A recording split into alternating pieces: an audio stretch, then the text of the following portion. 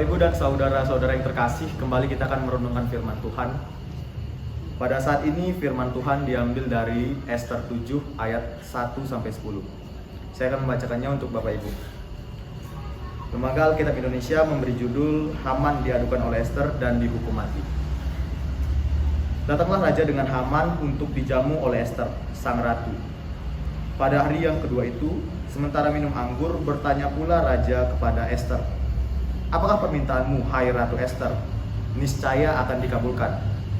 Dan apakah keinginanmu? Sampai setengah kerajaan sekalipun akan dipenuhi." Maka jawab Ester sang ratu, "Ya raja, jikalau hamba mendapat kasih raja dan jikalau baik pada pemandangan raja, karuniakanlah kiranya kepada hamba nyawa hamba atas permintaan hamba, dan bangsa hamba atas keinginan hamba. Karena kami, hamba serta bangsa hamba, telah terjual untuk dipunahkan, dibunuh dan dibinasakan. Jikalau seandainya kami hanya dijual sebagai budak laki-laki dan perempuan, niscaya hamba akan berdiri diam. Tetapi malapetaka ini tidak taranya di antara bencana yang menimpa raja." Maka bertanyalah Raja Ahasiweros kepada Ester sang ratu, "Siapa orang itu dan di manakah dia yang hatinya mengandung niat dan berbuat demikian?" Lalu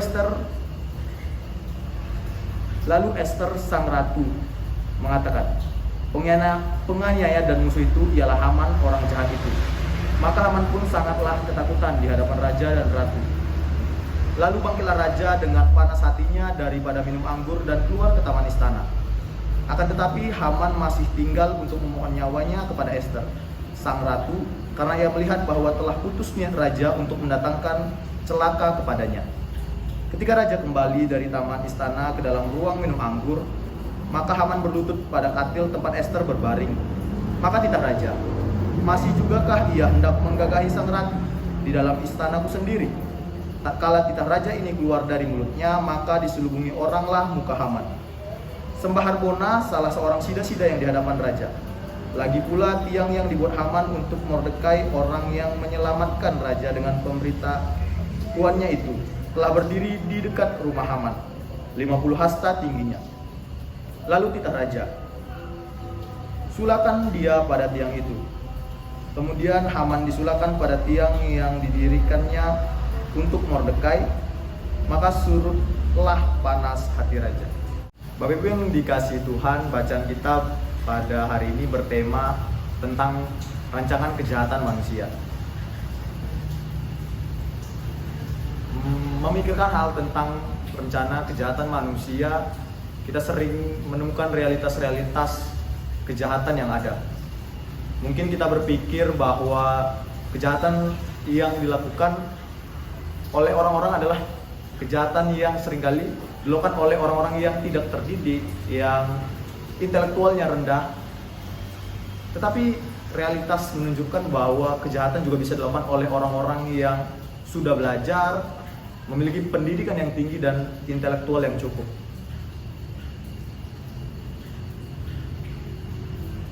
Berkaitan dengan rancangan kejahatan, saya teringat dengan salah satu film ketika saya waktu kecil, yaitu Tom and Jerry.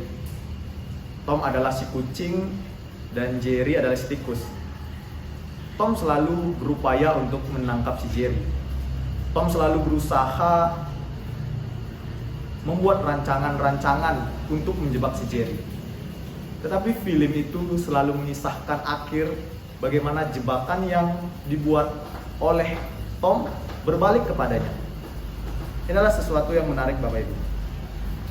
Kalau kita membaca keseluruhan kitab Ester menceritakan bagaimana salah seorang yang bernama Haman ingin merencanakan sesuatu yang jahat kepada Mordekai. Tidak hanya Mordekai, ia juga ingin membunuh orang-orang sebangsanya, yaitu bangsa Yahudi. Tetapi kita melihat bahwa dalam pembacaan kita, rancangan yang ingin dilakukan oleh Haman itu digagalkan. Kita mungkin bertanya, mengapa Haman memiliki dendam yang begitu hebat kepada Mordekai sehingga ia merencanakan kejahatan ini? Haman adalah salah satu orang yang sangat dipercaya raja. Pada saat itu dia naik jabatan oleh raja. Jabatannya dinaikkan oleh raja. Tetapi dia merasa bahwa Mordekai tidak menghargainya, sehingga ia merencanakan untuk membunuh Mordekai. Namun dia tidak hanya membunuh Mordekai, tetapi dia juga ingin membunuh seluruh bangsa Yahudi, bangsa Mordekai. Dia melakukan semacam muslihat untuk melancarkan aksinya ini. Pada saat itu Haman sudah melaporkan kepada Raja Ahasiweros bahwa ia harus membunuh Mordekai dengan muslihat yang dilakukannya. Ia sudah membuat tiang untuk menyula Mordekai, tetapi mengetahui bahwa Mordekai akan dihukum. Mordekai melapor kepada Ester. Ester yang saat itu telah menggantikan Ratu Wasti sebagai ratu, awalnya menolak permintaan Mordekai untuk melaporkannya kepada raja. Tetapi sekali lagi Mordekai memohon kepada Ester untuk menyelamatkan nyawanya dan nyawa seluruh bangsanya. Kemudian Ester menghadap kepada raja untuk meminta semacam pertemuan antara ia, raja, dan Haman. Barulah pada ayat 7 diceritakan. Pada ayat pertama dikatakan, datanglah raja dengan Haman untuk dijamu oleh Ester sang ratu. Kita melihat bahwa raja dan Haman mendatangi pertemuan yang telah mereka rencanakan. Lalu di ayat 2 dikatakan, pada hari yang kedua itu, sementara minum anggur, bertanya pula raja kepada Ester, apakah permintaanmu, hai Ratu Ester, niscaya akan dikabulkan, dan apakah keinginanmu sampai setengah kerajaan sekalipun akan dipenuhi? Saat melihat bagian ini, kita bisa merasakan bahwa raja begitu menghargai Ester. Raja begitu menyayangi Ester sehingga dia berkata, apa yang ingin engkau inginkan? Apa yang kau inginkan, aku akan kabulkan. Kemudian pada ayat ketiga, maka jawab Ester sang ratu, ya raja, jikalau hamba mendapat kasih raja, dan jikalau baik pada pemandangan raja, karuniakanlah kiranya kepada hamba nyawa hamba atas permintaan hamba, dan bangsa hamba atas keinginan hamba.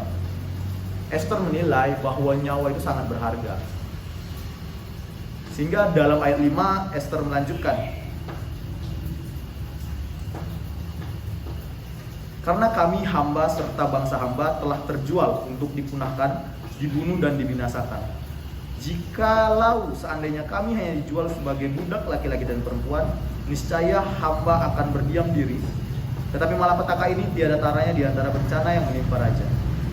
Ester mulai membongkar kejahatan yang ingin dilakukan Haman. Dia mengatakan bahwa sebenarnya kalaupun kami hanya budak, Ester tidak masalah. Tetapi ini menyangkut banyak nyawa. Kemudian di ayatnya yang kelima, maka bertanyalah Raja Ahasiweros kepada Ester sang ratu, siapa orang itu dan di manakah dia yang hatinya mengandung niat akan berbuat demikian? Raja bertanya kepada Ester, siapakah yang ingin melakukan hal itu? Siapa yang ingin membunuh engkau dan seluruh bangsamu? Lalu di ayat 6 Ester menjawab, penganiaya dan musuh itu ialah Haman, orang jahat ini. Maka Haman pun sangatlah ketakutan di hadapan raja dan ratu. Lalu di ayat 7 dikatakan, lalu bangkitlah raja dengan panas hatinya daripada minum anggur dan keluar ke taman istana. Akan tetapi Haman masih tinggal untuk memohon nyawanya kepada Ester sang ratu, karena ia melihat bahwa telah putus niat raja untuk mendatangkan celaka kepadanya. Kita melihat bahwa raja semacam tidak percaya kepada Haman. Haman adalah orang kepercayaan raja, sehingga ketika mendengar nama Haman yang disebutkan oleh Ester, muncul di benak raja sesuatu yang tidak bisa dipercaya, sehingga marahlah hati raja. Dan dikatakan bahwa Haman mulai ketakutan karena ia berpikir bahwa ia pasti akan dibunuh ketika memang raja mengetahui hal itu, sehingga ia memohon kepada Ester. Tetapi di ayat 8 dikatakan, ketika raja kembali dari taman istana ke dalam ruangan minum anggur, maka Haman berlutut pada kastil tempat Ester berbaring. Maka tita raja, masih jugakah ia hendak menggagai sang ratu di dalam istanaku sendiri? Tatkala titah raja itu keluar dari mulutnya, maka diselubungi oranglah muka Haman. Di ayat 9, sembah Harbona, salah seorang sideng-sideng di hadapan raja. Lagi pula tiang yang dibuat Haman untuk Mordekai, orang yang menyelamatkan raja dengan pemberitahunya itu, telah berdiri di dekat rumah Haman, 50 hasta tingginya. Lalu titah raja, sulakan dia pada tiang itu. Kemudian Haman disulakan pada tiang yang didirikannya untuk Mordekai, maka suruhlah panas hati raja. Haman telah menyiapkan tiang penyula untuk Mordekai, tetapi tiang penyula itu malah diberikan untuknya karena dia ketahuan ingin merencanakan sesuatu yang jahat. Bapak, Ibu, dan saudara-saudara yang terkasih, ketika kita memikirkan tentang rancangan jahat ini, kita mungkin bertanya, bagaimana sih sikap Tuhan? Apa yang Tuhan inginkan dari rencana jahat ini? Apakah ia pro, kontra, marah? Kita bisa melihat dalam Amsal yang 15, Amsal pasal 15 ayat ke-26. Di situ dikatakan bahwa rancangan orang jahat adalah kekejian bagi Tuhan. Sehingga kita dapat mengambil kesimpulan bahwa sebenarnya Tuhan tidak menginginkan rancangan kejahatan itu. Tetapi realitas yang ada, kita dapat melihat banyak sekali rancangan jahat yang masih terjadi. Lalu bagaimana? Apakah Tuhan tidak menggagalkan seluruh rancangan jahat seperti yang ia perlakukan kepada Mordekai dan kaum sebangsanya? Bapak, Ibu, dan saudara yang dikasih Tuhan, banyak sekali rancangan-rancangan jahat yang telah berhasil di dalam Alkitab. Kita mungkin bisa lihat tentang rancangan jahat Yudas yang ingin menjual Yesus kepada orang-orang yang pada saat itu mengincar Yesus. Dan rencana itu berhasil. Kita juga melihat Daud yang melakukan rancangan jahat, yaitu mengambil istri Uria, Betsheba, dengan cara menempatkan Uria di barisan paling depan pada saat berperang. Begitu banyak rancangan jahat yang dapat kita saksikan dalam Alkitab. Lalu apakah Tuhan tidak bisa membatalkan itu jika itu adalah kekejian bagi Dia? Tetapi kita harus paham, Bapak Ibu, bahwa sebenarnya rancangan jahat itu bisa Tuhan batalkan. Tetapi tidak semua rancangan jahat Tuhan batalkan. Ini berkaitan dengan natur manusia, karena dalam diri manusia selalu timbul kejahatan akibat dari dosa yang diturunkan oleh Adam.